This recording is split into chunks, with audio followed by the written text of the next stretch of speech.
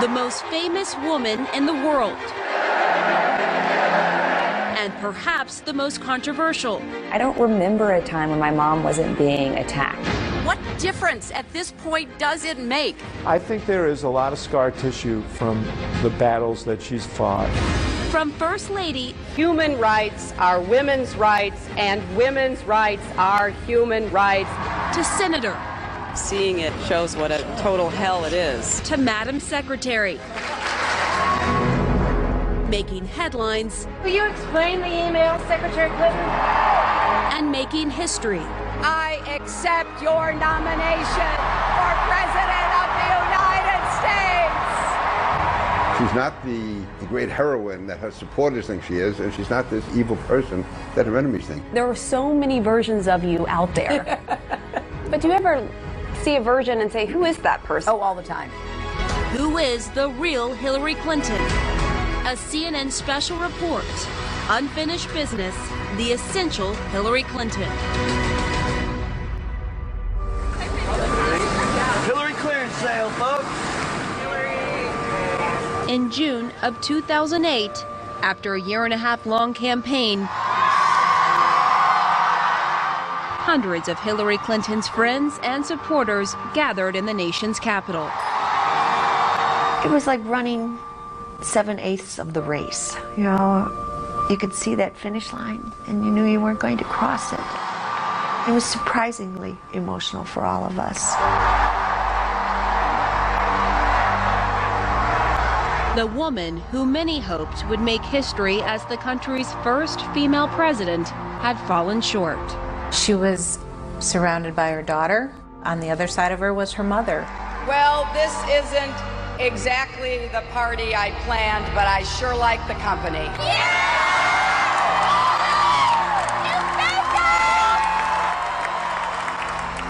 I did feel as if I was standing there at another step in history.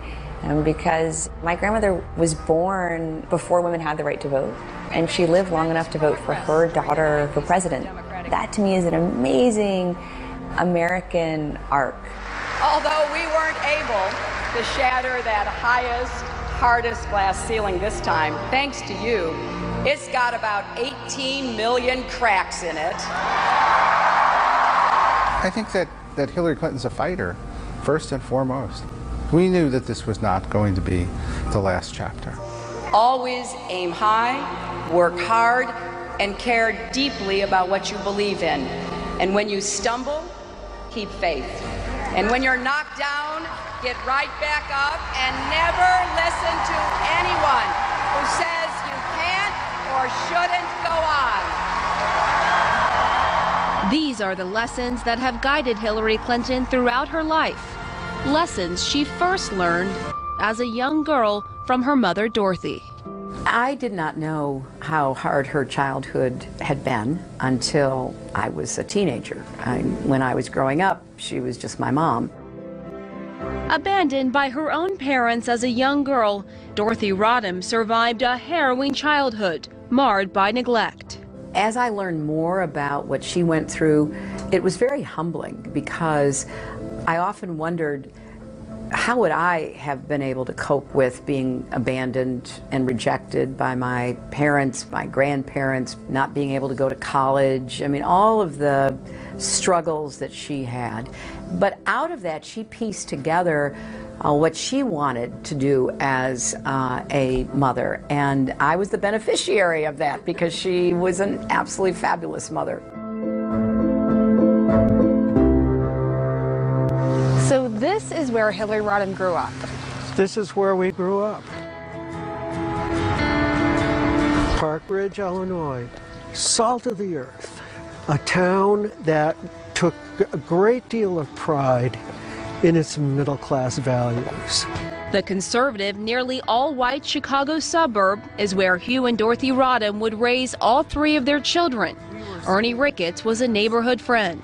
On this corner, we would play baseball, and the manhole covers were the bases. In addition to baseball, her friends say Hillary loved a good debate. Hill's dad, he loved nothing better than to throw out a topic that he knew we would go, no way! And I think we all learned to debate from sitting around their dinner table.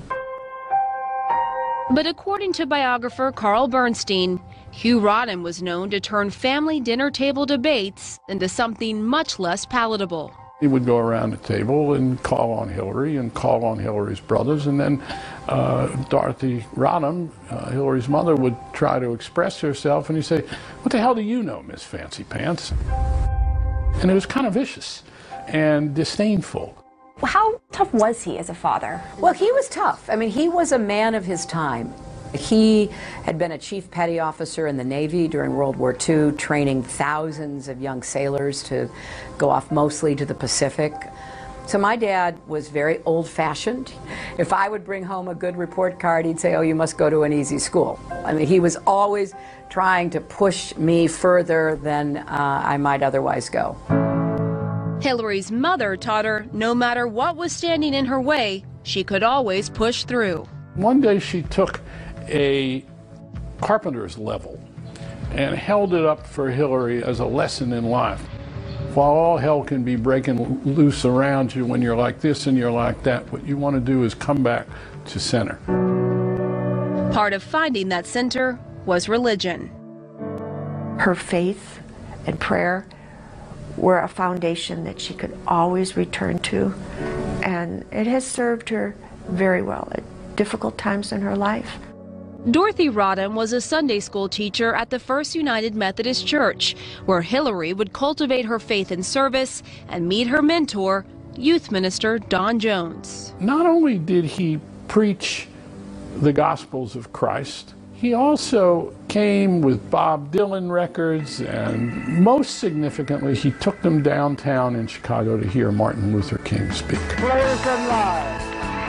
What do you want? Meeting Dr. King was transformative for Hillary, who had rarely made it outside the confines of Park Ridge. Here's a white kid growing up in a all-white suburb who actually gets a chance to hear one of the leaders of the civil rights movement and then shake hands with him.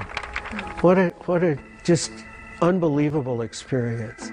An experience that would also mark the beginning of Hillary's political evolution. She and I were Goldwater girls together in Park Ridge and set up the Republican headquarters for Goldwater. And then we went away to college. In the fall of 1965, Hillary arrived at Wellesley College, an elite all-women school outside Boston. It was a huge change because suddenly she was at Wellesley, and Hillary's upbringing had been very sheltered compared to these girls. When Janet Hill arrived at Wellesley that same fall, she too felt a fish out of water and quickly bonded with Hillary. I found her to be friendly and easy to get along with. When Hillary was at Wellesley College, she was very popular, and it was popularity that results from exercising leadership and being successful at exercising leadership. Alan Schechter was Hillary's political science professor and faculty advisor. And she was very interested in these major issues of the era, which were issues of race, gender, poverty. Issues that would soon push Hillary to abandon her Republican roots and begin leading the way for change. She was no doubt the leader of not just the senior class, but the entire college. It was that leadership which led her classmates to insist that Hillary be their voice at graduation. There had been no tradition of a student speaker at Wellesley, but the student body insisted that there be one, and they chose Hillary. She was scheduled to speak at commencement after the invited guest, Republican Senator Edward Brooke of Massachusetts. And he gave a speech that was dismissive and patronizing about the anti-war movement, about what students were going through in the country. There was polite applause, but mostly from our parents. Then Hillary spoke. And it is a great pleasure to present to this audience Ms. Hillary Rodham. She got up and discarded her prepared, vetted remarks and spoke extemporaneously. We've had lots of empathy, we've had lots of sympathy, but we feel that for too long our leaders have viewed politics as the art of the possible And the challenge now is to practice politics as the art of making what appears to be impossible possible. While the administration was stricken by Hillary's rebuttal, the students erupted in applause. I'll tell you what, we were ecstatic. We gave her a standing ovation. We were so proud of her. The following week, Hillary Rodham made national headlines for the very first time. It got tremendous attention.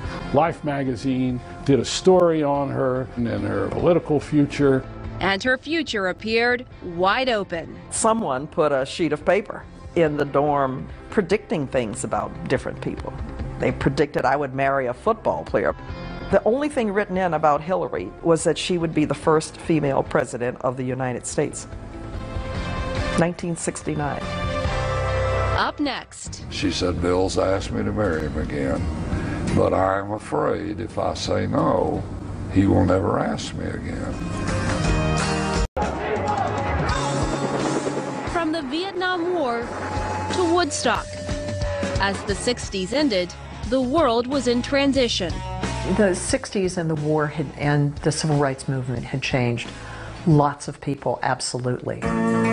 Including recent Wellesley graduate Hillary Rodham, who had just enrolled at Yale Law School and quickly caught the attention of classmates like Nancy Bekovac. She had big glasses, she wore bell-bottom blue jeans and work shirts. The thing that was most different about her was this focus on children. While the rest of us wandered around taking various kinds of classes, she was focused on women and children, children's welfare from the first. She never deviated from that at all, ever.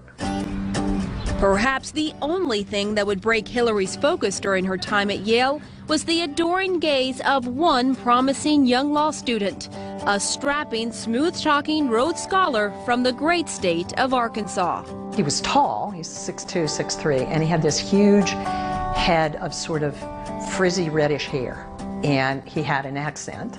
Did he make his political ambitions known? Absolutely. When I first met him, I remember he'd been at law school maybe 2 or 3 days, and we went through the line in the lunchroom.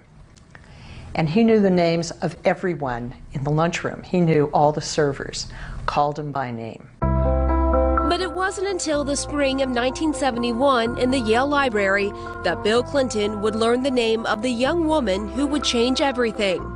Years later, Hillary recounted the exact moment. I put my books down and I went up and I said, you know, if you're going to keep looking at me and I'm going to keep looking at you, we ought to at least know each other's names. I'm Hillary Rodham. Who are you? And he says that he couldn't remember his name. That makes me feel so good when he says that. So what were they like together? Yin and yang. I think he saw in her a great partner, somebody who was smart, who was driven, who was utterly disciplined and persistent. I think she saw in him someone who's exciting and emotional. And since they both cared about public policy, it was a terrific combination. A combination so special that soon Bill would ask Hillary for her hand in marriage for the first time. What was holding you back initially when Bill Clinton was asking you to marry him? I just hadn't thought about getting married. I was clearly in love, but I just wasn't quite ready to commit to marriage. And I also didn't know what I wanted to do. It was very clear what Bill wanted to do. He wanted to go into politics. And I thought, well, before I get married, I should know what I want to do. So I said no that first time, and then he came back and asked me again. I said, no, I'm still not ready. So instead of tying the knot and moving to Arkansas, where Bill was forging his political career, Hillary followed her passion to Massachusetts and went to work for her mentor, Marian Wright Edelman, at the Children's Defense Fund. My work with the Children's Defense Fund showed me how much we needed to do to help kids, abused and neglected kids. You know, kids in adult jails, kids with lousy schools, I mean, all kinds of problems. So I was fixated on what we could do as advocates to make changes. Everything she did very well. I trusted her to send her out to do any bit of research, whether it was basic research or whether it was to go into the field. But Hillary was always, again, she was always a star. But soon, another opportunity emerged that gave Hillary a front row seat to history. What did the president know, and when did he know it? In 1974, Hillary moved to Washington, D.C. to work on the investigation into President Nixon's impeachment and called her friend Sarah Ehrman looking for a place to stay. So she moved in with all her junk. Hillary and I really became sort of like roommates, you know. Was she a good roommate? Well, she doesn't appreciate my telling this story, but I'll tell it anyway. She never made her bed. And that really got me. Did you ever tell her, will you make your bed? I think once I said, Hillary, for crying out loud, make your bed. And did she start making her bed? No, she never made her bed. She may not have made her bed, but Hillary certainly made a name for herself in Washington. She earned the respect of every attorney and staff member that was on that committee, as well as the House Judiciary Committee members. Terry Kirkpatrick was also an attorney working on the investigation. And we worked hard. We worked 7 days a week, 12 to 16 hours a day, till the president resigned. I shall resign the presidency effective at noon tomorrow. That same week, Hillary had an announcement of her own. She said, I'm going to move to Fayetteville, Arkansas. And I said, why? And she said, I want to be with my boyfriend. That was Bill Clinton. But he was from Arkansas, and I said to her, you're not going to move down there. I was stunned, and I did not know anything about him, and I obviously was kind of, who is he, you know, in Arkansas? I said, you've got the world in front of you now. You could go work on the Hill, you can go do anything you want. And she said, I love him and I want to be with him. And there's no arguing that. That wasn't going to stop Sarah from trying. So she devised a plan to drive Hillary from Washington, D.C. to Fayetteville, all the while trying to convince her to change her mind. And all the way down, as she would tell it, Sarah would stop every 20 miles and say, for God's sake, do you know what you're doing? You're throwing your future away. Why are you doing this? And she would say, but I love him and I want to be with him. So we drove and we drove. After 2.5 days of meandering through the South, Sarah's strategy had failed. Hillary had arrived in Arkansas. It was the beginning of the life that she wanted. And when she hugged me goodbye, I thought, well, that's it. I'm probably never going to see her again. And the next day, I went to watch Bill Clinton running for Congress. And he stood up on a tree stump and he talked. We are on the verge of a great economic prosperity boom in our state. And that's when I knew she was right.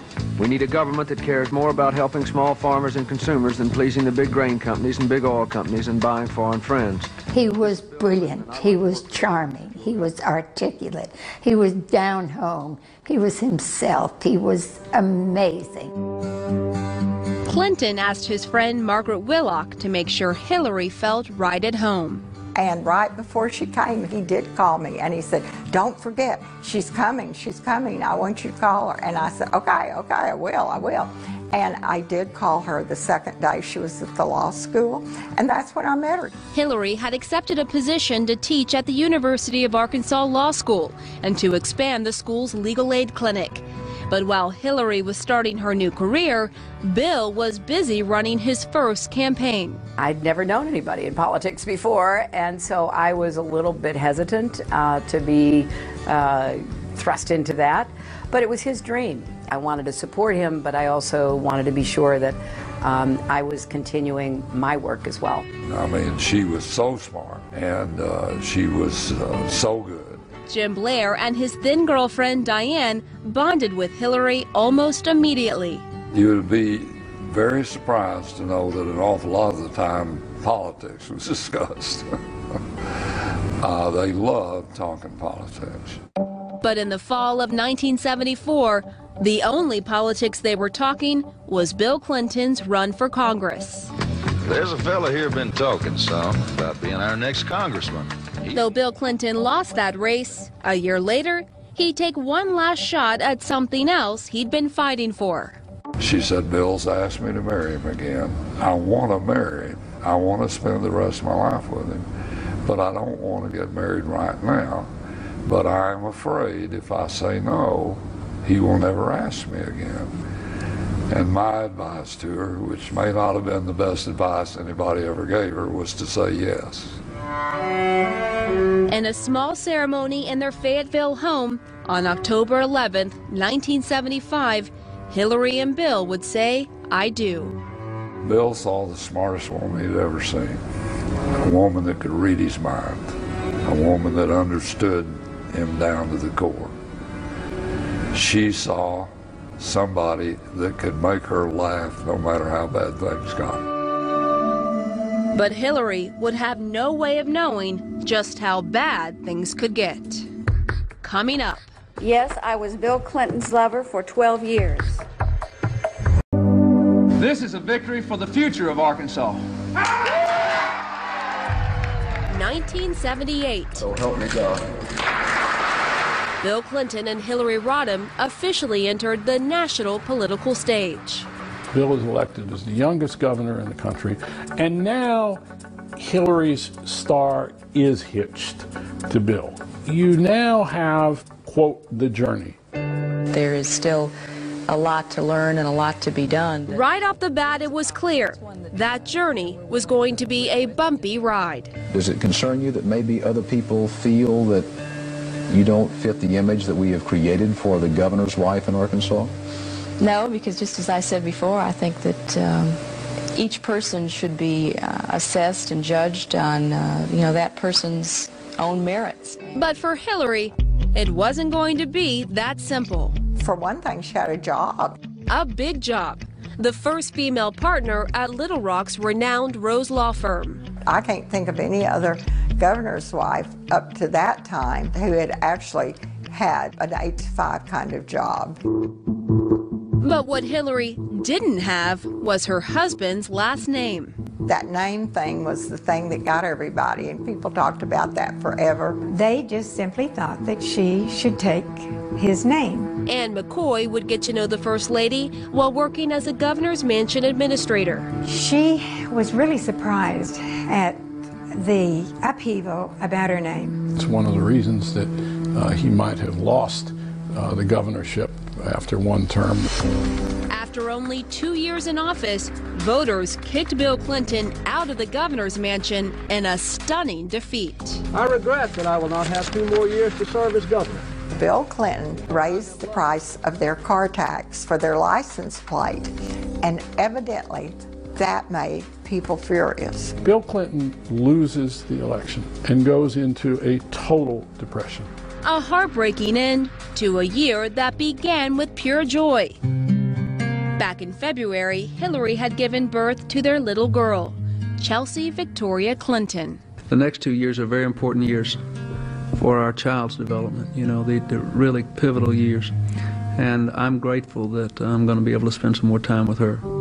More time with their daughter, and more time to figure out where to go from here. Hillary decides that the only way to restore and have their life is if she can bring him back. So what does she do? She takes over. Hillary constructed a political comeback plan. Step 1, Bill's apology tour. You betcha I'm asking for a second chance, and I'm proud of it. I've asked Hillary for a second chance more times than I care to remember. Step 2, Hillary's new name. So I'm thinking of perhaps changing my name. She said, well, I love my name, but if that's something that makes a difference with the people of Arkansas, I'll change my name. She became Mrs. Clinton, and she changed her looks, and she started taking more of an interest in clothing. And of course, she cut her hair. It was like, now we have a First Lady. And just like that, the Clintons were back. I think what I'm supposed to say is it appears that we have won the election. And she did everything and organized everything to make that happen. Bill Clinton would win back the governor's mansion in 1982, and 3 more times after that. It's where the Clinton family would live for the next decade. She was a magnificent First Lady of this state, and she will be again. I thought he was smart. I thought she was smarter. Skip Rutherford was working for Arkansas Senator David Pryor when Bill Clinton returned to office. Probably the toughest policy initiative that Bill Clinton faced as governor was in education. He tapped Hillary to lead that effort. We want to be sure that our children get the best possible education. Hillary took on some very tough issues. Well, you go into small-town Arkansas and say, it's important that you teach foreign language. It's important that you have an updated chemistry lab. And by the way, we're going to have to pay for it as a state. That creates some criticism. There are large numbers of children who are written off at a rather early age. Ultimately, what she got done was that Arkansas adopted a whole new set of higher education standards. Higher education standards meant higher expectations for children across the state, just like the expectations they had for Chelsea at home. They treated Chelsea almost as an equal. I mean, she was in on all the conversations that they had. And I think that's why she is so smart, number one, and interested in everything. I played softball in our local kind of Hillcrest League, and I took ballet and piano. But no matter what Chelsea was into, both of her parents were always cheering her on. I think my dad was more the embarrassing one. I mean, I would walk out on the field, my dad would be like, yes, I think I haven't done anything yet, Dad, stop. So my mom would cheer with just as much enthusiasm, but probably at more appropriate intervals.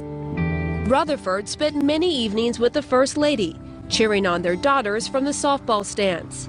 But in the summer of 1991, Clinton had something else on her mind. We started talking about presidential politics. And I was bemoaning the fact and saying, well, I don't think the Democrats have a chance in 1992. There's just absolutely no way. I remember she looked over at me and said, what the Democrats need is the right message and the right messenger.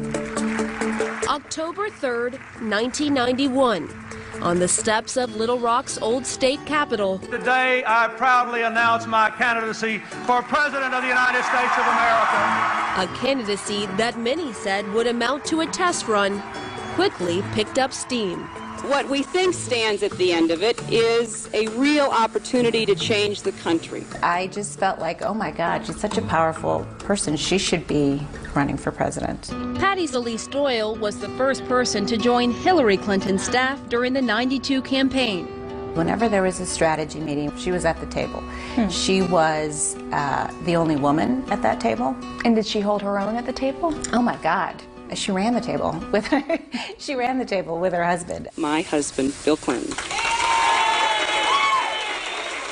Ladies and gentlemen, you have just heard a stunning illustration of my real campaign slogan. Buy one, get one free. She was the first spouse of a candidate to play an active issue role. People weren't ready for that. She was controversial. I suppose I could have stayed home and baked cookies and had teas, but what I decided to do was to fulfill my profession, which I entered before my husband was in public life. When you heard her say that, what was your reaction? Were you thinking, uh-oh, we might have a problem here? That's exactly what I was thinking, uh-oh. But tea and cookies was a walk in the park compared to the bombshell allegation a month earlier that had rocked Bill Clinton's campaign and his marriage. Yes, I was Bill Clinton's lover for 12 years. January 27, 1992. Former nightclub singer Jennifer Flowers came forward in a nationally televised news conference. The truth is, I loved him. It looked like the campaign was going down and that they had to do something. I think it's real dangerous in this country if we don't have some zone of privacy for everybody.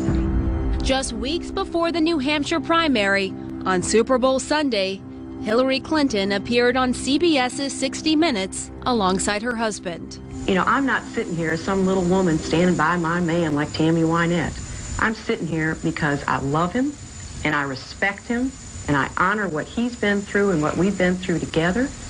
And you know, if that's not enough for people, then heck, don't vote for him.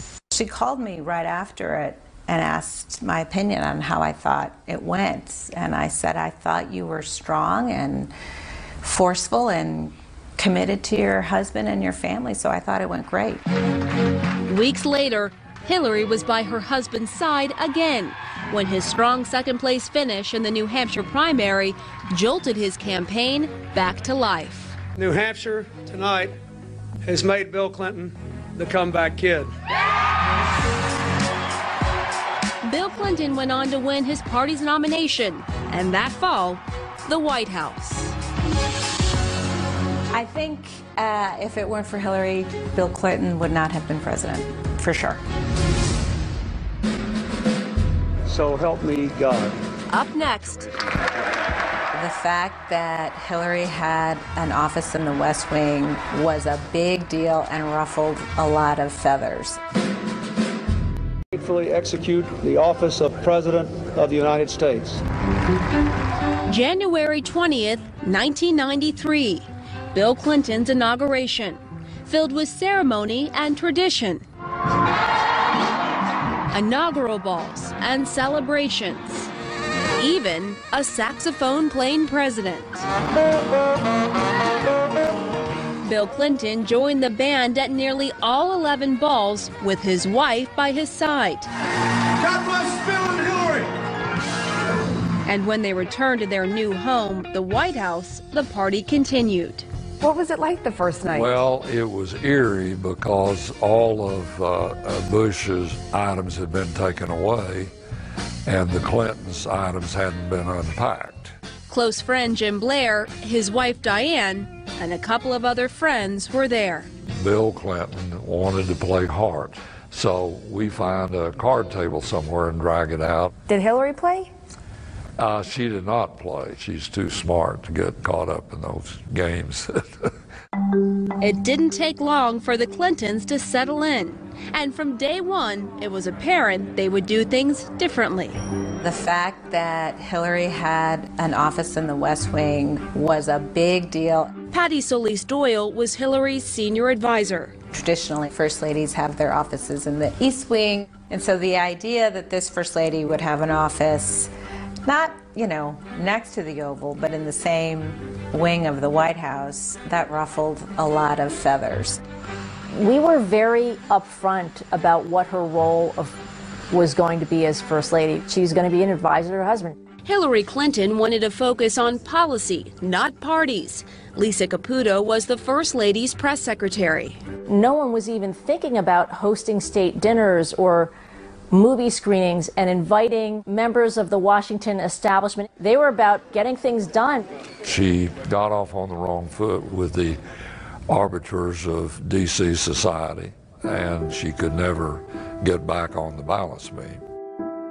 Unfortunately, those were relationships she'd soon need, barely a week after the inauguration. Today I am announcing the formation of the President's Task Force on National Health Reform. This task force will be chaired by the First Lady. He saw what she had done in terms of education reform in the state of Arkansas, and he, better than anyone, knew how brilliant she was. I think that in the coming months, the American people will learn, as the people of our state did, that we have a First Lady of many talents, but who most of all can bring people together around complex and difficult issues to hammer out consensus and get things done. What we are trying to do. She traveled across the country, learning about the healthcare problems that faced patients, doctors, and nurses. But when she returned to Washington, she retreated with a tight circle of trusted advisors to privately draft the legislation. Her management of health care is really clumsy. Her secrecy, her combativeness, her insistence on my way or the highway.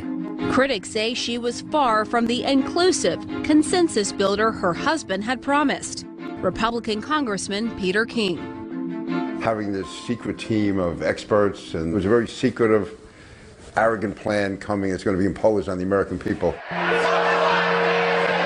As her public battle for health care intensified, a personal medical crisis surfaced in Arkansas. My father had a massive stroke, and I immediately flew to Little Rock and was by his bedside.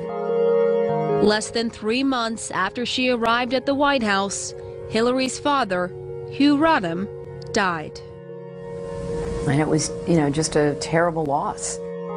He was very demanding of his kids, and I think Hillary gets a lot of her tenacity and her determination from her father.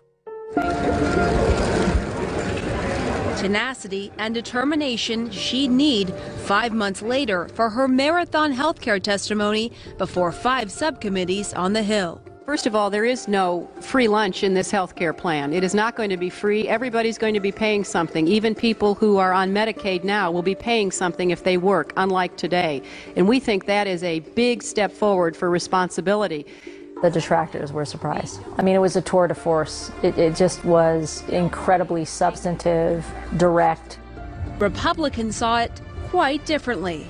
I don't think it swayed the average person in the street, and if it doesn't sway the average person in the street, it's not going to sway the politicians who have to vote on it. And in fact, it didn't.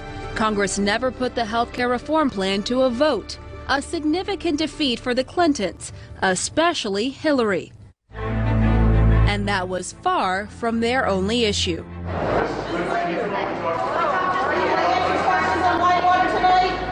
As part of a larger investigation, federal officials were looking into a failed business venture in Arkansas, in which the Clintons were investment partners, known as Whitewater, for the real estate deal that was part of the federal probe. It sparked mistrust of the first couple, especially when missing billing records from Hillary Clinton's Arkansas law firm were suddenly found in the White House residence.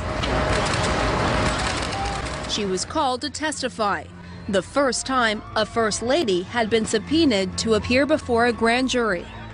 Nothing was going to throw her, and if they want to bring her before the federal courthouse to testify, by God, she's going to do it. I remember her saying, if that's what they want, I will walk in with my head held high.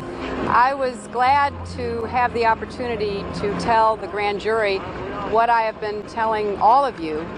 I do not know how the billing records came to be found where they were found.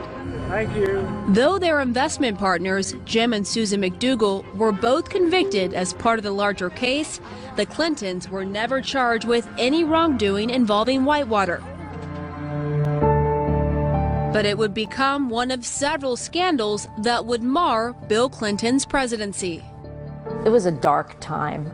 The feelings of humiliation and vulnerability. While the Clintons weathered these scandals, many Democrats did not. Midterm, November 8th, 1994. That the Republicans will take more than enough seats to take control of the House of Representatives for the first time in 40 years. And since I'm the president, I have to take some responsibility for that. She felt terrible. She felt guilty. She felt it was her fault.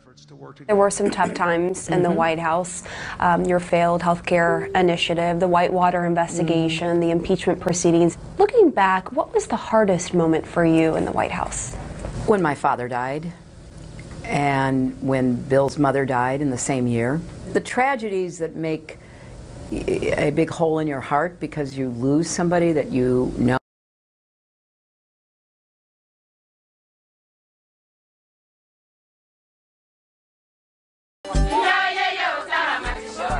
Spring 1997, Tanzania. Party time. One of the 82 countries Hillary Clinton visited as First Lady. With her, 15-year-old Chelsea. We have a big problem with people not thinking they have a future. Women, young women and young men, who are very cynical about their future. Chelsea was no longer a little girl. She had grown up, and like her mother, had her own opinions and her own voice. Good morning, how do you do? They shared these magnificent and almost life-changing experiences together. Experiences that Hillary Clinton made sure were balanced with a healthy dose of normalcy. Well, growing up in the White House, I think, was really both extraordinary and pretty ordinary. It was extraordinary because it was the White House. It It was also, they're pretty ordinary. Most of the time we had dinner together every night. It was one of the benefits of kind of what my dad calls living above the store. We just made it more like a real home, and her friends were always welcome. We had lots of kids in the White House all the time. Amazing memories of being kind of 12 and 13 and playing hide and seek. Like, so much fun, and that my parents were just always like, don't break anything, but otherwise, like, go forth and play hide and seek. Well, this is the green room, and it's one of my favorites. If something did break or there was a mess, Hillary made sure Chelsea cleaned it up. The kids were watching a movie, and Hillary went down when it concluded and discovered there was popcorn all over the theater. And she said to them, "You are not leaving here till you pick up every kernel of that popcorn." From the beginning, the Clintons asked the press to steer clear of Chelsea. She and President Clinton were adamant about maintaining a zone of privacy around Chelsea. Hillary had spent a lot of time talking to Jackie Kennedy Onassis about that, about how to raise young children in the White House. And how to raise a teenager. Imagine having your date pick you up at the White House and your father is the president. My father would intimidate them, as I think any father, just, you know, kind of quite sternly standing there on top of the stairs as they kind of had to walk up and sheepishly say, like, you know, I'm here to take your daughter to dinner or a movie or whatever we were doing. I think he loved that intimidation factor. What about your mom? What was she like when you would bring boys home? Well, she already knew all about them. I mean, I'm so close to my mom that she had already kind of asked me, even grilled me on kind of anything and everything she felt like she needed to know. I remember one boy she brought, and he was going through that stage where he was wearing a baseball cap the whole time. And I finally told him, I said, you have to take off your baseball cap. You're in the White House, and we're going to have dinner, and you cannot sit at the table with your baseball cap on. So it was just being a regular mom.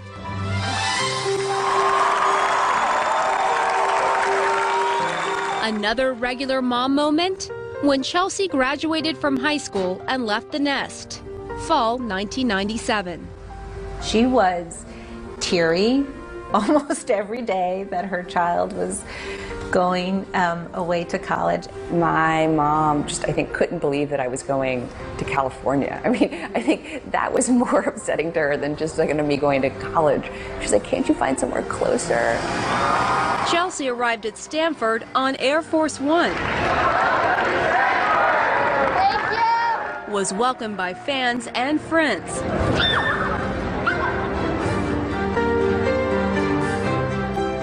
She had a Secret Service detail, but Hillary still tried to make it as normal as possible. My mom put contact paper in every drawer. She kept trying to find things to reorganize, and finally my dad was like, we need to go. My mom was like, there has to be something else. My dad was like, it's now time. I think if my dad had intervened, my mom would have still been there when I graduated 4 years later. Chelsea was an adult now, on her own. Shielding her from controversy, as Hillary had done for 18 years, would be much harder. How difficult is it for you to hear so many people harshly criticize your mother? Well, candidly, it's just been something I've gotten accustomed to over my life. I mean, I don't remember a time when my mom wasn't being attacked. Charges of sex, lies, and audio tapes. There is not a sexual relationship. That is accurate. January 1998, halfway through Chelsea's freshman year. News broke that Bill Clinton had an affair with White House intern Monica Lewinsky. Sources say the tapes include Lewinsky's graphic descriptions of a long-term sexual relationship. He denied it. I want you to listen to me. I'm going to say this again. I did not have sexual relations with that woman, Miss Lewinsky. And as she had done so many times before, Hillary stood by her husband. She immediately said, well, it's just not true, Patty. And so she felt, get out there, get ahead of this, deny it, and say that, we're not going to let this affect your job. she kept her commitment to a previously scheduled appearance on the Today Show. What is the exact nature of the relationship between your husband and Monica Lewinsky? It wasn't going to be easy. This vast right-wing conspiracy that has been conspiring against my husband. That's what she believed. This was another attempt to bring down her husband and attack them. Meanwhile, federal investigators in a grand jury looked into the allegations of perjury and obstruction of justice.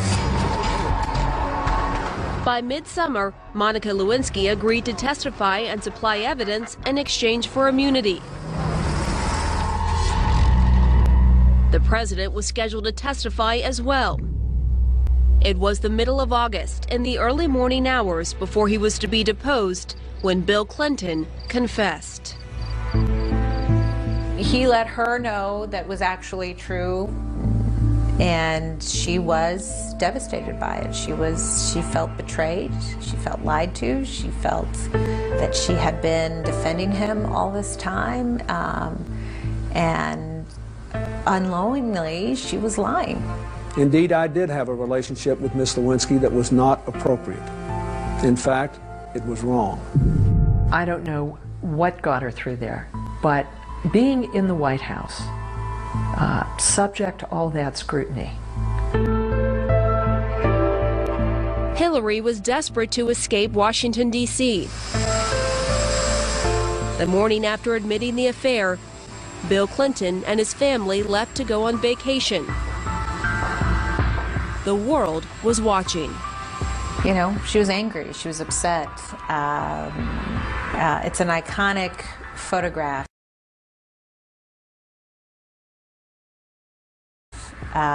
With Chelsea in the middle, and I think at that point, that's who was keeping them together. Chelsea.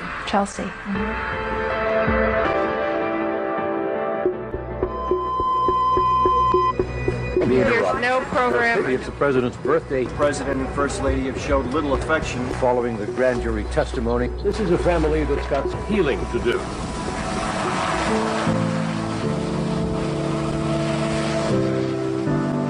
How difficult was it to go through something so private, so personal, under the glare of the spotlight as the First Lady? It was really hard. It was painful, and I was so supported by my friends. My friends just rallied around. They would come, they would try to make me laugh, they would recommend books to read, we'd go for long walks, we'd hang out, eat bad food. I mean, just the kinds of things you do with your friends. And it was something that you just had to get up every day and try to deal with while still carrying on a public set of responsibilities. So it was very, very challenging. Hillary Clinton took care of her daughter and stood by her husband. Even when others didn't. Hillary confided in Jim Blair's wife, Diane. And she explains to Diane why she was sticking by her husband during this time. She says she's in it for the long haul, partly because she's stubborn, partly her upbringing, partly her pride. I think there's only one real reason, and that's because she loves him. That's the end of the day. Simple as that. Simple as that.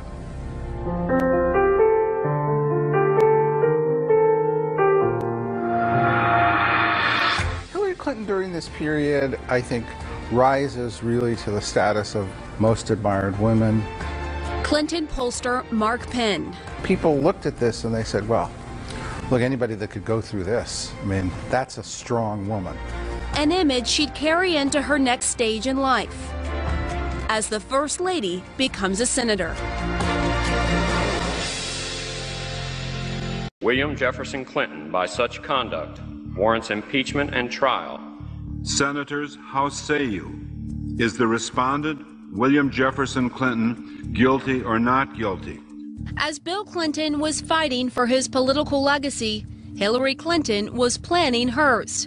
It was February 12, 1999. It was such a surreal moment. Mr. McCain, guilty. Because as the impeachment vote was happening on the floor, Mr. Moynihan, not guilty. she was with the quintessential expert on the state of New York, of all things New York. That expert was senior advisor Harold Ickes. Inside the private quarters of the White House, Ickes and First Lady Hillary Clinton were contemplating a run for Senate. We talked about everything from fundraising, how much it was going to cost. We ran the gamut. Hillary pored over research and debated strategy. Then the phone rang. She told the White House operator to put whoever was calling on. Through, I just called and said I'd like to talk to the First Lady. We didn't have a television or radio on. And she listened. She said, I understand. But I figured I was the 30th person to call. I had no idea that I was the first guy through. Where are we going as a nation? New York Republican Congressman Peter King, who had voted against impeachment, delivered the news.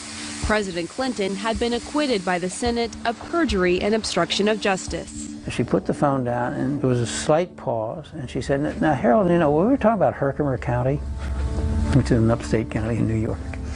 So instead of talking about the fact her husband had been acquitted, she wanted to get back to business. Right back. I could see in her body language that there was a sense of real relief, but she is not easily distracted from the issue at hand. That issue was the launch of her own political career. Bill was really encouraging her to do this. Lots of people come forward and say, you really should think about doing this. Hillary Clinton felt like she needed something of her own. She needed to essentially move away from being an adjunct of her husband.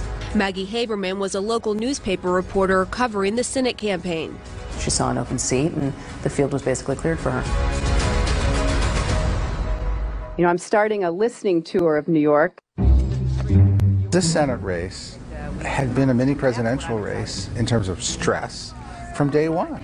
The idea that the circus was coming to town was really pretty dramatic. We chronicled literally every single movement of the pre-campaign and then the eventual campaign. It was literally seen as the greatest show on earth. The press even followed along as Hillary Clinton house hunted for the first time in decades. They've spent most of their married life in public housing. So Hillary wants a real house with a real yard. And Dorothy looks at her and says, now Hillary, the Park Service is not going to come mow this yard. She settled on this house in the quiet suburb of Chappaqua, New York, 300 miles away from the White House and her husband. It was astonishing. In the final few months of her president's term, she was not there at all. It was extremely unusual. But necessary. The question was, how do you go from the White House to running in New York State? You didn't live in New York State. You didn't represent New York State. Got it? Clinton had to convince New Yorkers she wasn't an outsider.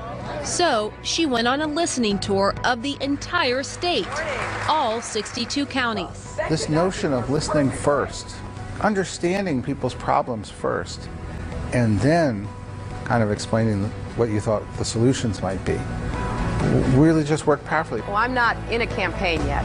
I think they even have flies in Arkansas. Her opponent, Mayor Rudy Giuliani, hit her hard on everything. The kind of way the Clintons play politics, in the name of uniting, what they're really trying to do is to divide, which is kind of sad. Then Giuliani dropped out for personal reasons. Clinton's new opponent, Rick Lazio, came out swinging. Happy to. When you give me the signed letters, right here. Would you give right me? Here, sign it right now. Well, we'll shake on this. No, I want your signature. Every woman who had a crummy husband, so this is, Rick Lazio coming over and tormenting and downgrading her because she was a woman. Whether she intended it or not, the woman's card in that case worked for her. 2 months later, Clinton decisively beat Lazio. Wow, this is amazing. Thank you all. Thank you. Despite having been First Lady, Hillary knew when she arrived on Capitol Hill she was just the freshman senator from New York. She did not act like a celebrity. She didn't act like somebody who should stand out or be treated differently. She decides that I'm not going to be a bull in a china shop. From the beginning, Clinton made a point of crossing the aisle, even quietly joining a Republican prayer group. But the idea was setting a signal that, hey, if we find common ground, I can work with you on it. She was reaching across the aisle to Republicans and people who wanted to impeach her husband years before. Yeah, that was the real irony of it, yeah. 10 months into her first term came her defining moment as the junior senator from New York, September 11th, 2001. The impact of seeing it firsthand shows what a total hell it is. Amidst the devastation and mourning, a harsh reality. This is the kind of devastating attack and loss of life that is almost beyond imagination. And, you know, New York is going to need a lot of help. And money.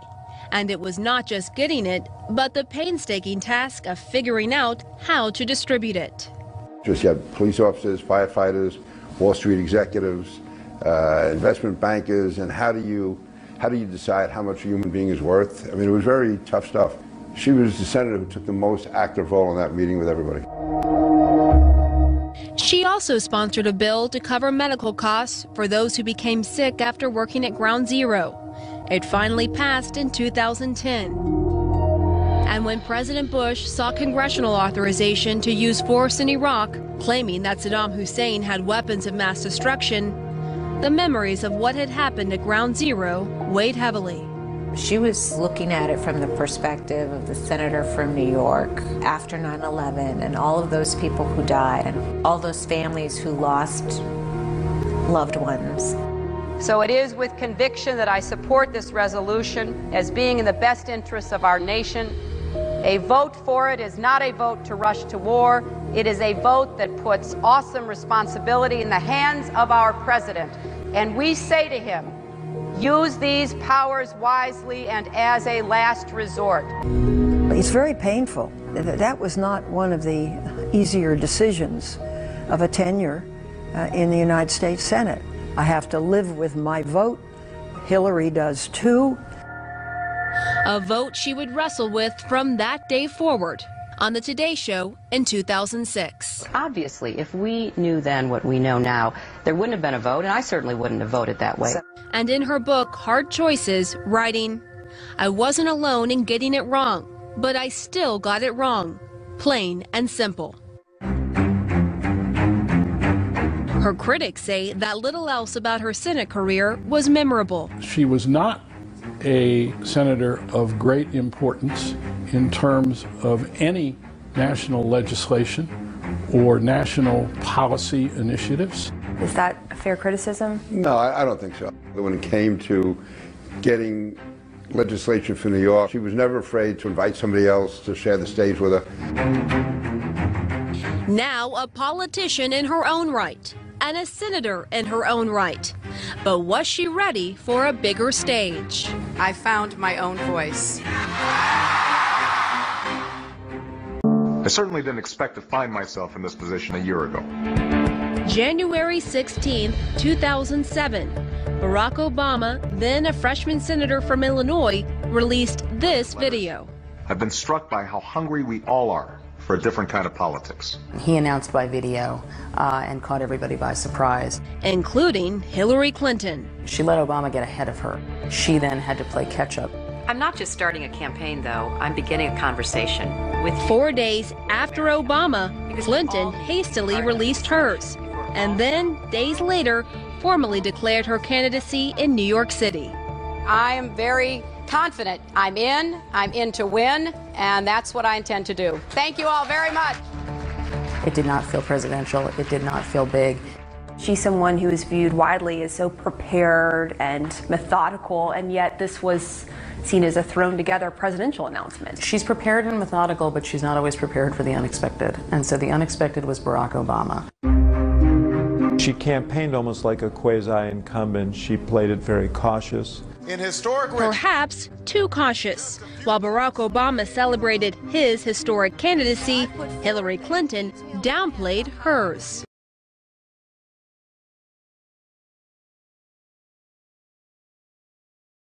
Under stress, right? Have that.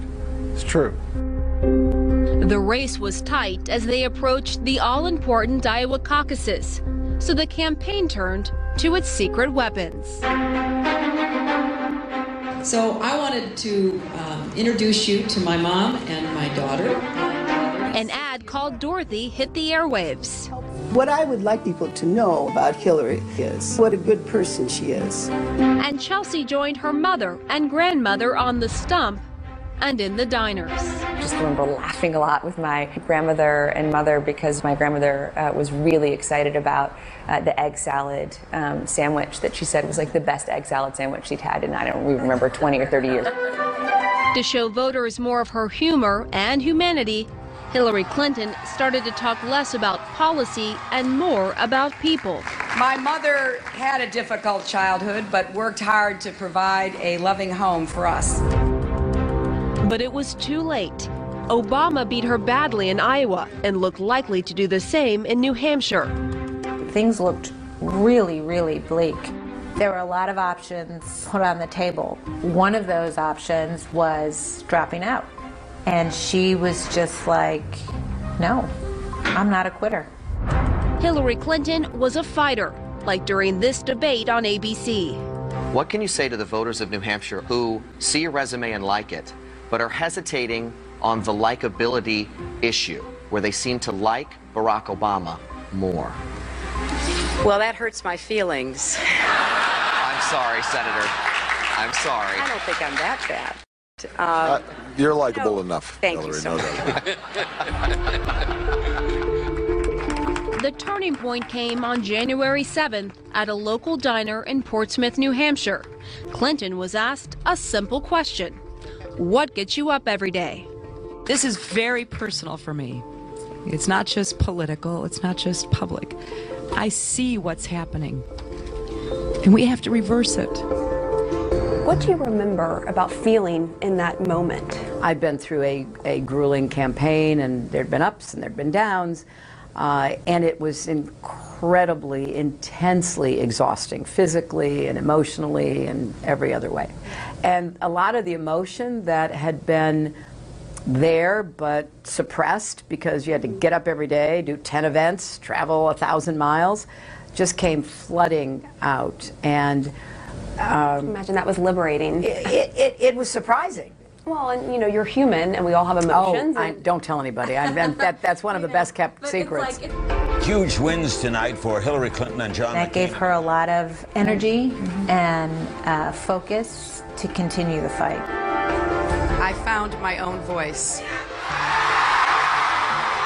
And her sense of humor. Thank you for coming. I love your outfit. Well, I love your outfit. Why, but I thank you. do want the earrings back. Oh, okay. Now she campaigned like a challenger, not an incumbent. There were instances in which we'd stay at the same hotel, and we'd get there, at 10, and she would get there at midnight, and we would leave at 8, and she'd have left at 7. And it was extraordinary to watch. You are against doing. Clinton turned up the heat. Shame on you, Barack Obama. Her debate performances were more aggressive. We finally did the 3 a.m. spot that would become iconic. It's 3 a.m. and your children are safe and asleep.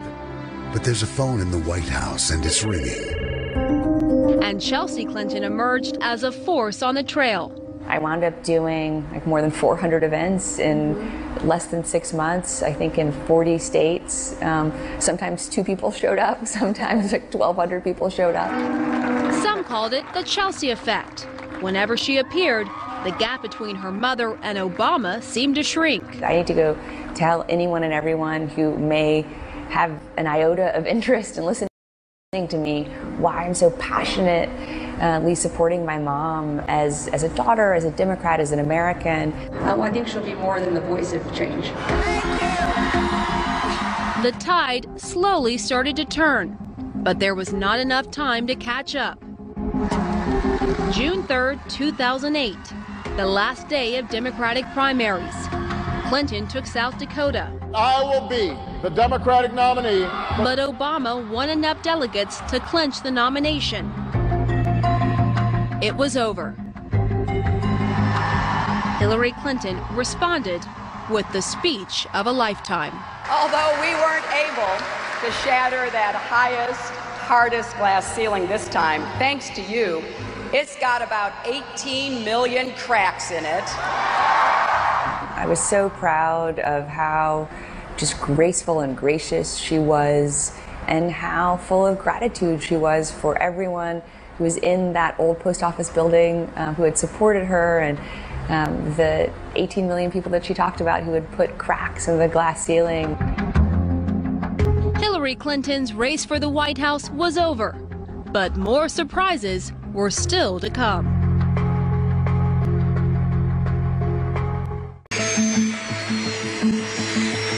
Days after conceding a hard-fought Democratic primary, Hillary Clinton got a surprising invitation. I called her and suggested that maybe she would meet with Barack Obama. The secret summit took place on June 5, 2008 at Feinstein's D.C. home. Clinton got there in a minivan, hunkered down in the back seat to avoid reporters, while Obama sent his press corps packing. It was only after the plane took off that we informed them that Obama was not on the plane. This did not sit well with the press corps, by the way. Is he meeting with Senator Clinton?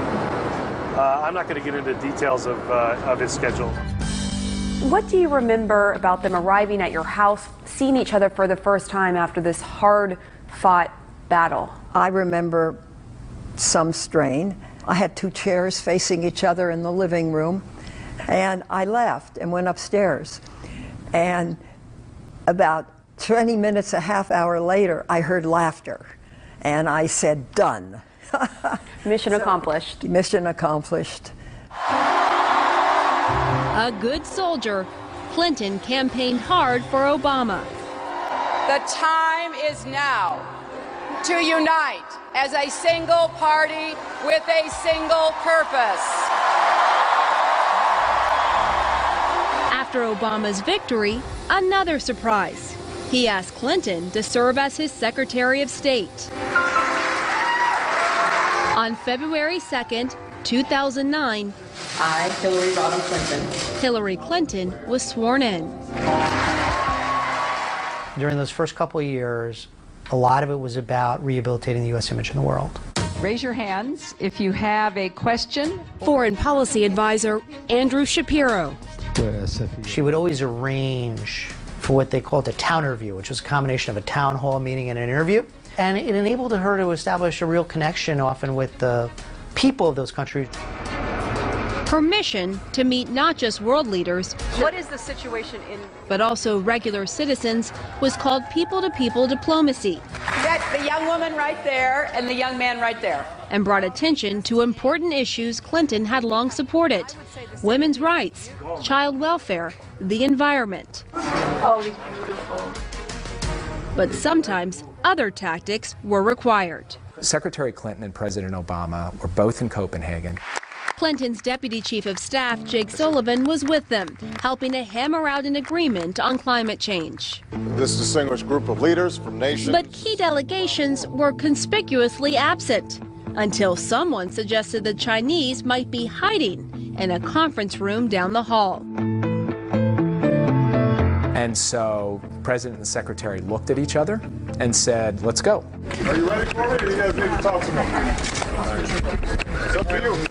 President Obama came to the door first, and the Chinese guards had their arms up, but he sort of pushed his way through. Are you ready for me, or do you want to wait? Then Secretary Clinton came up to the door and ducked under. They took seats at the table. Hours later, the foundations of a landmark climate change agreement were in place. But not everything went as planned. I wanted to present you with a little gift. There was this badly bungled moment with her Russian counterpart. And that is, we want to reset our relationship. We worked hard to get the right Russian word. Do you think we got it? You get it wrong. I got it wrong. As Secretary of State, she could have had some kind of landmark moment, and she never did. Conservative commentator Amanda Carpenter says Clinton made little impact. You talk to her people and they'll say, well, she traveled around, she visited a lot of countries. That's not a signature achievement. But what happened in May of 2011 was. When I became Secretary of State, it's one of the things that I said to the President, that if there's any chance we can track and find bin Laden, I think we have to do it. That chance came when intelligence said Osama bin Laden might be at a hideout in Pakistan. It was a tough call because really experienced people looked at the intelligence differently. I became convinced that it was the right thing to do and made that recommendation to the President in that meeting. Obama and Clinton watched the mission unfold from the Situation Room. Your heart was in your throat the whole time we were in there. I've never spent a more stressful 30-plus minutes in my life. Remember, she was the senator from New York on 9/11, so this was personal to her. So getting bin Laden, I think, was for her such an important way to close a chapter, a very painful chapter. Not long after, a more personal chapter was about to close with her mother, Dorothy. She was such a great support to me during my entire life, but she lived with us the last 10 years of her life, so she was just there every day, and she gave me a lot of good feedback and advice. On November 1st, 2011, Dorothy Rodham passed away. When Hillary was traveling as Secretary of State, she'd leave the light on the piano and wait for her to come home. The first time she went away after her mom died, and she was coming back from a trip, I know she was upset about coming home to the house without her mom there.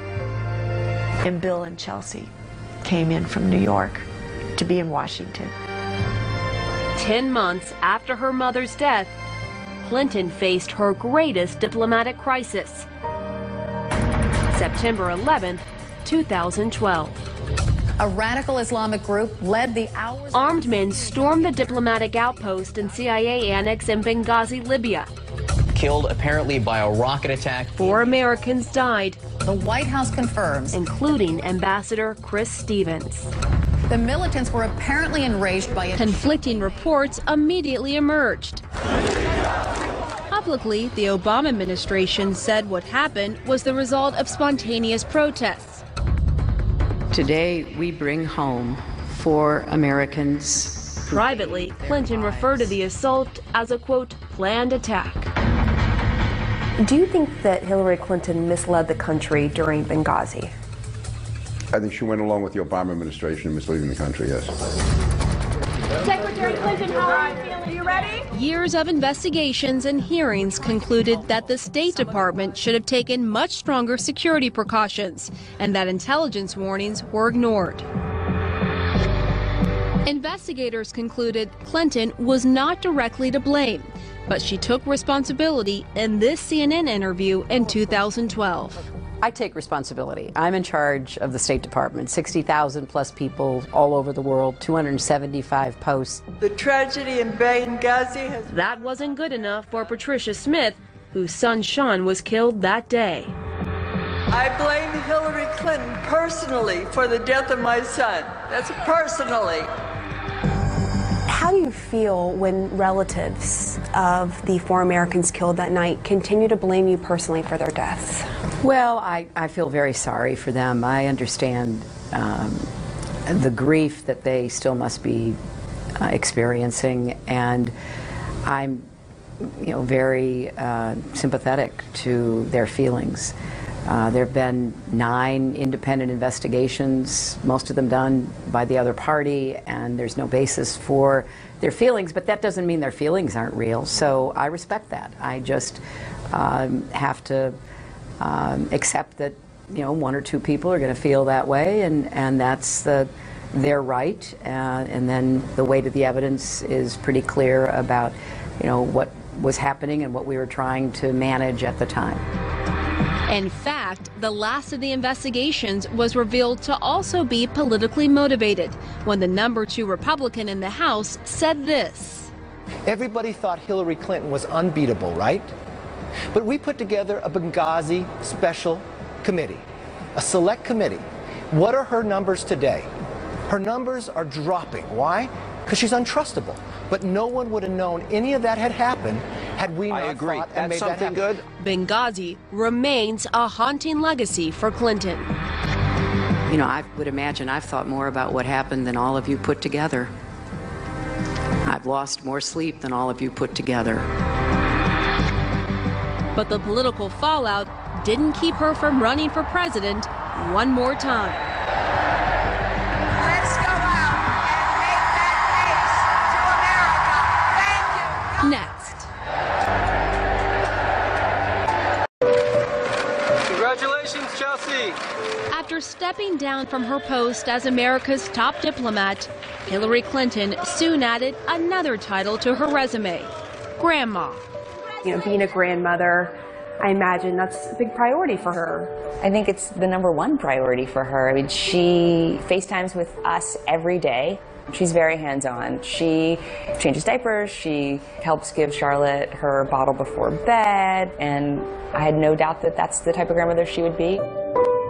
When you have grandchildren, you can really enjoy them and you can spend time thinking about their futures. And I want every kid to have every opportunity to just go as far as their hard work and talent will take them, starting, of course, with my grandchildren, but I don't want to stop there. That's not enough. I want kids in our country to feel like the American dream is alive and well for them. I've spent my life fighting for children, families, and our country, and I'm not stopping now. In June of 2015, children were a centerpiece as Clinton announced her second run for president. What do you think ultimately pushed her to run again? I think that she had unfinished business. In 2008, she was very much still running as Bill Clinton's third term. She was now emerging in her own right, and I think that was very important to her. Breathing a big sigh of relief. Thank you, Iowa. Clinton won the Iowa caucuses, but once again, a surprising challenger emerged. 74-year-old self-proclaimed Democratic Socialist Senator Bernie Sanders finished a strong second. Iowa, thank you. And the race was on. Sanders was really able to create a grassroots movement. The Clinton machine simply failed to see this coming and take it seriously, as did many in the press. I'm sure there were people who were involved with her in 2008 who had those moments, how could this happen again? But the advantage they had was that it did happen before and they were better prepared for it this time. Better prepared and better organized to amass the delegates needed to win the nomination. Thank you so much, South Carolina. By June, the Clinton campaign's hard work had paid off. The first time in our nation's history that a woman will be a major party's nominee. It is historic, but it's almost more than historic. This is profoundly important for not just the direction of our country, but for women. But one big shadow still hung over the campaign. Will you explain the email, Secretary Clinton? Back in March of 2015, a New York Times report launched the investigation that would unravel throughout her campaign. Clinton had used a private server as her only source of email communication for official State Department business, and it was not government sanctioned. Looking back, it would have been better if I simply used a second email account and carried a second phone, but at the time, this didn't seem like an issue. But it was an issue, and the FBI launched an investigation. Why was her use of a private email server so problematic when she was Secretary of State? A, because it poses national security risk. But then also, it's very clear that she put this offline so that no one else could see it. And that just feeds into this perception that she's not trustworthy, in your view. Correct, because there's just been such a legacy of these kinds of scandals built up over time. The muddled response only made matters worse. There were different approaches. Some were dismissive. Did you wipe the server? What, like with a cloth or something? Some were remorseful. I used a single account for convenience. Obviously, these years later, it doesn't look so convenient. But they weren't consistent. It would take 6 months before Clinton said the words many had been waiting for. That was a mistake. I'm sorry about that. I take responsibility. If you look at polling, she took a big hit when that story surfaced in terms of those measures of trust, honesty. She's never fully recovered from that. How much personal responsibility do you take for those poll numbers showing that people have a hard time trusting you? Well, I think I have to take ultimate responsibility because clearly I am not communicating effectively. There is a disconnect between how I'm perceived when I'm doing a job and how people are viewing me when I am seeking a job. Just 1 month after Clinton clinched her party's nomination, the FBI announced the results of its investigation. Although we did not find clear evidence that Secretary Clinton or her colleagues intended to violate laws governing the handling of classified information, there is evidence that they were extremely careless in their handling of very sensitive, highly classified information. Though Clinton would not face any criminal charges in the court of public opinion, the jury was still out. You have covered her for so many years. Do you find that she has a problem with honesty and transparency? I think they're not the same thing. I think she does have a problem with transparency. Every politician has some level of a problem with transparency, but the net effect doesn't really matter because that is how voters now see it, is that she has an honesty problem. The classic criticism is lack of authenticity, but I think it's a guardedness. I think there is a lot of scar tissue from the battles that she's fought. She's learned to be reserved. She's learned that words can be used against you, so use them very carefully. But yet, that hurts her. It does hurt her. It does hurt her, but you know, people are complicated. There's no one element that's the real Hillary Clinton. You're talking about a woman who likes to know how thick the ice is before she steps out on it. There is the engaging, warm, delightful, seductive Hillary. So there are several Hillary Clintons. She's a complex person, but she's not the caricature. She's not the great heroine that her supporters think she is, and she's not this evil person that her enemies think. There are so many versions of you out there. Who is the real Hillary Clinton? Just the same person I've always been. I am always amused by the various scenarios about me and the kinds of caricatures of me. Again, I don't have a lot of control over that. I just get up every day, do what I believe is the right thing to do. And I don't know anything else to do other than to be me. But do you ever see a version and say, who is that person? Oh, all the time. Oh, I read things about me and I say, well, I wouldn't like her either. I mean, really, who is this person? It's so clear to me who my mother is. She's kind, hilarious, compassionate, warm, loving. She does have, I think, the best laugh. And I wish more people could see that. And I wish more people on the kind of public advocacy side could recognize kind of her lifelong commitment to children and to families, and that really has been the core thread of her life. The core of her life and the core of her mission, to break that final glass ceiling. Please welcome Chelsea Clinton. That moment when your daughter was on stage and introduced you as her mother and the first female presidential nominee of a major party, what was that like for you? Oh my gosh, I was watching backstage and I thought, I'm such a lucky person. No matter what happens, I just feel blessed. My mother, my hero, and our next president, Hillary Clinton. I was worried that I might just burst into tears. I really thought, oh my gosh, this is going to be so emotional. Thank you for that amazing welcome. Thinking about my mother, seeing my daughter, knowing that I was about to accept this nomination and the responsibility that went with it was an overwhelming moment, and I will never forget it.